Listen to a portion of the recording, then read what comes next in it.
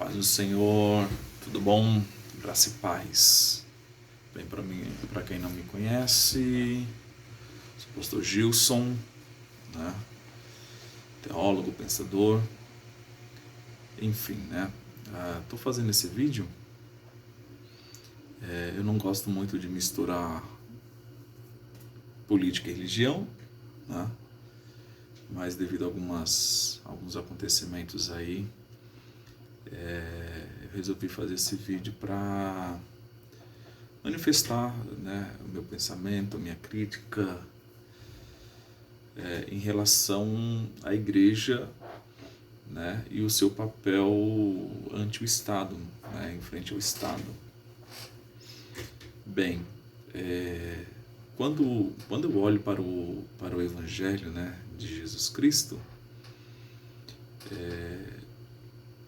eu vejo que Jesus ele veio de certa forma para abrir, né, os olhos na sua época dos religiosos mediante o seu papel ao Estado, né? Então eu vejo que a religião, né, o judaísmo em si, ele estava muito conformado com o jugo, né, que Roma tinha colocado sobre judeus. Então Jesus, de certa forma, ele veio muito mais para os marginalizados da sociedade da sua época, né? E fazer uma crítica aos religiosos poderosos, né? Também. E aí quando eu olho para a atualidade, né? Para os dias atuais, nós vivemos em uma pandemia, né? Agora, ano de 2021, vivemos em uma pandemia já há praticamente um ano e pouco, e eu vejo a igreja como um todo, né? Não apenas a igreja templo, né? Tem um amigo meu que ele costuma separar muito bem essa questão de a igreja CNPJ, né? Ou seja, a igreja física, com a igreja noiva do Cordeiro, noiva de Cristo, né? A igreja que Cristo vem buscar, né? Ou os seguidores de Cristo, os discípulos de Cristo, enfim, né? As suas nomenclaturas podem ser diversas, né? Noiva do Cordeiro, igreja de Cristo, discípulos, né? Então, acho que a nomenclatura pouco importa, mas o corpo, né, que se diz seguidores do Evangelho de Cristo. Então, nós vivemos uma pandemia e eu vejo a igreja como ausente em todos os papéis, né? Tanto na política quanto na questão social. Eu vejo Jesus certa vez falando sobre a questão de um reino dividido, né? Ele fala que um reino dividido ele não cresce, ele não subsiste.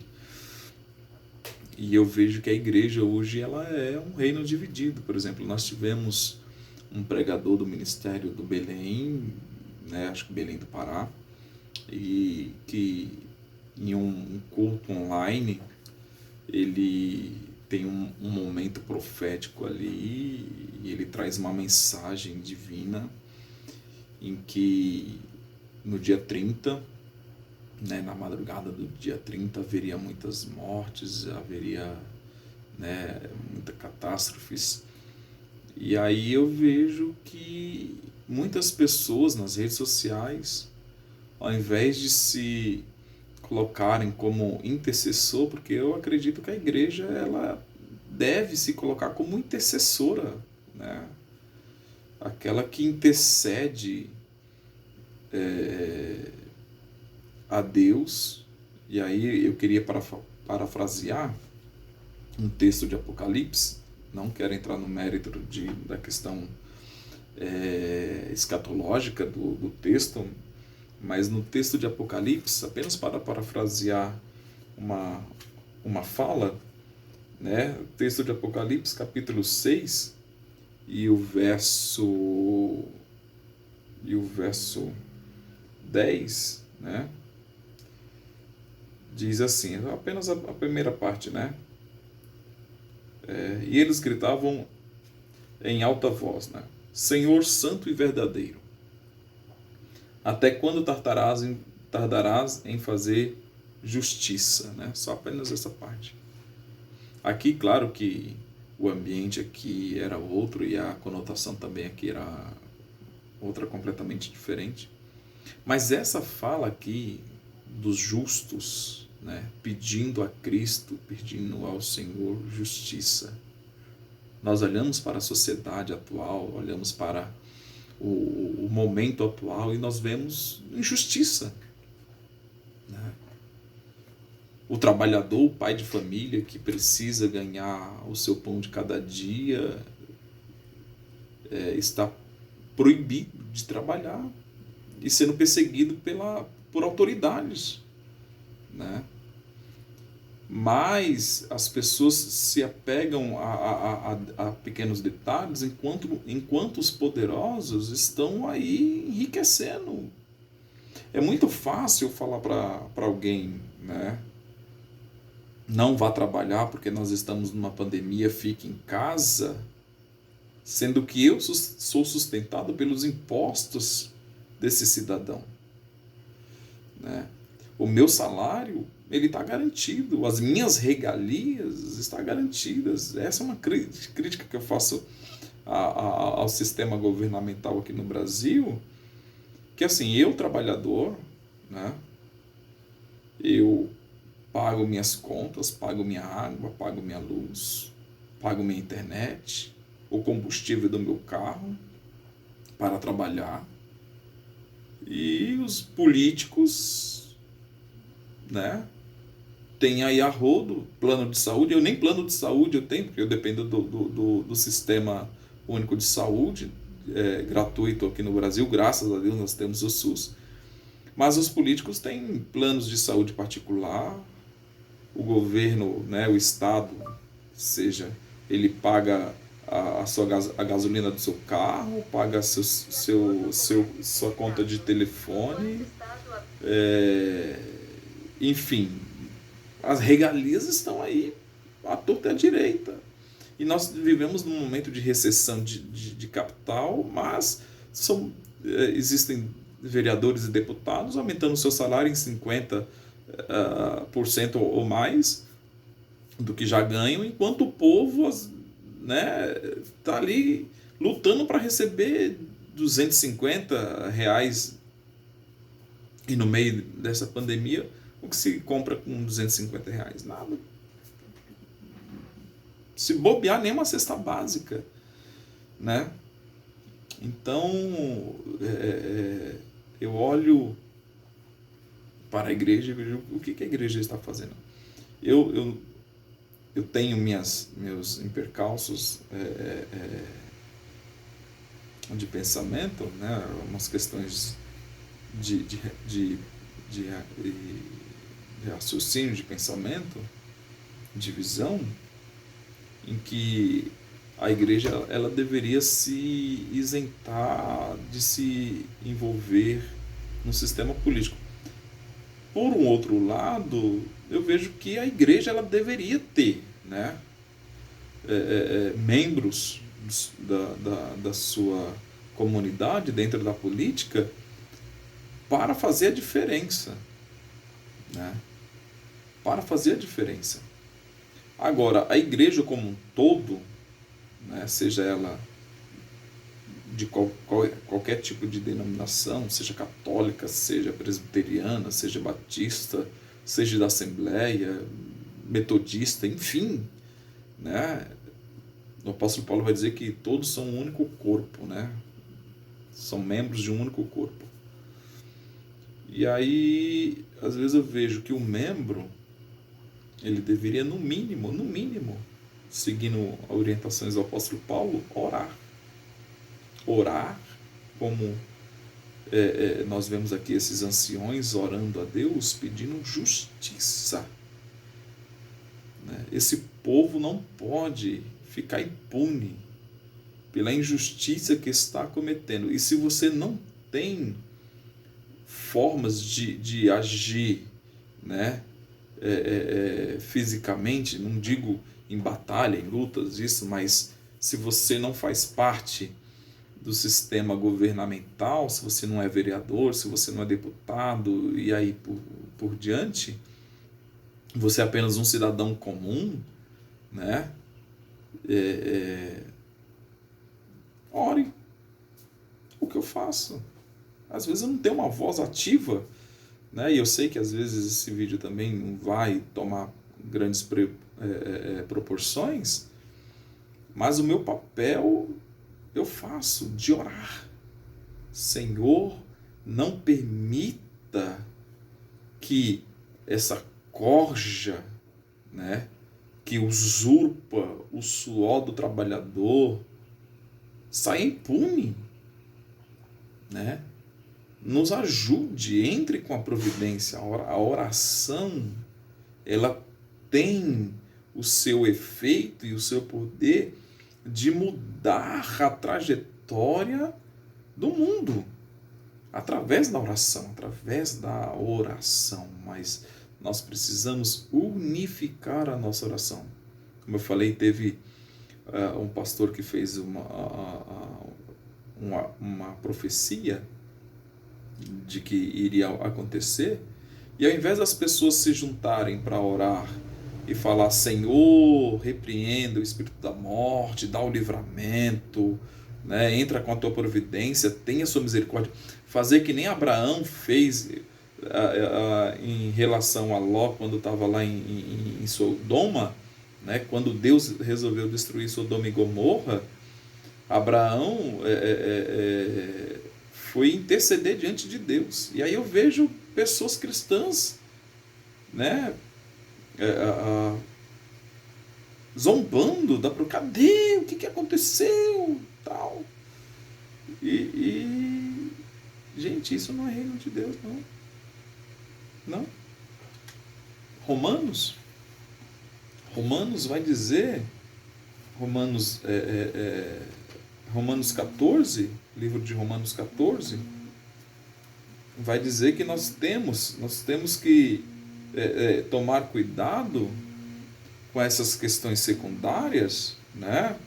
E não dar mau testemunho para os ímpios, né?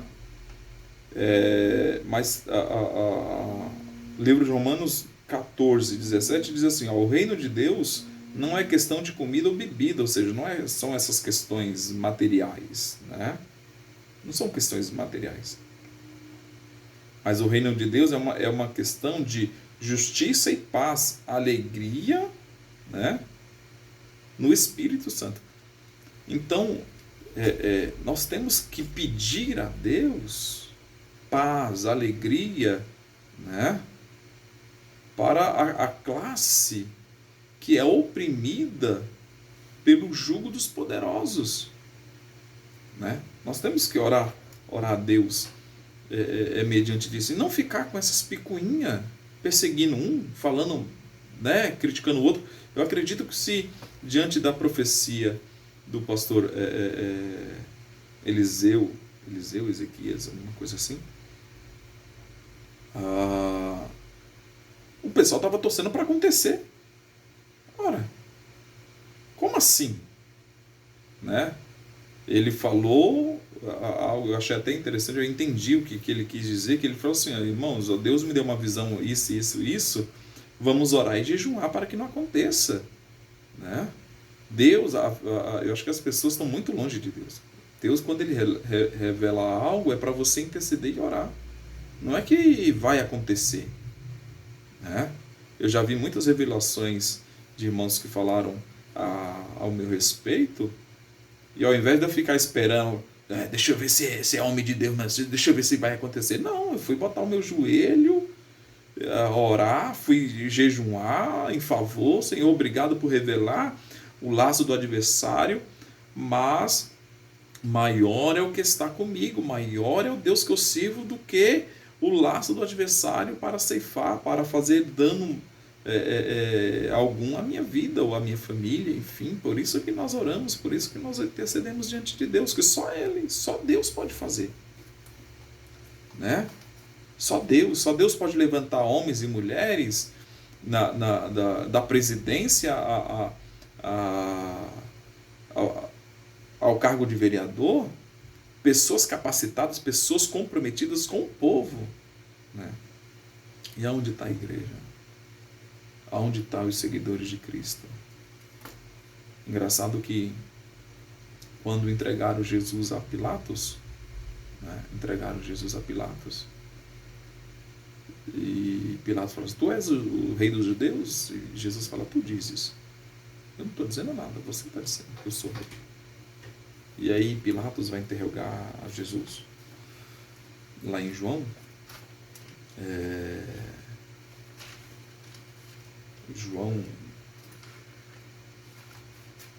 João 19,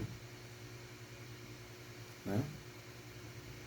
João 19, quando Jesus está diante de Pilatos,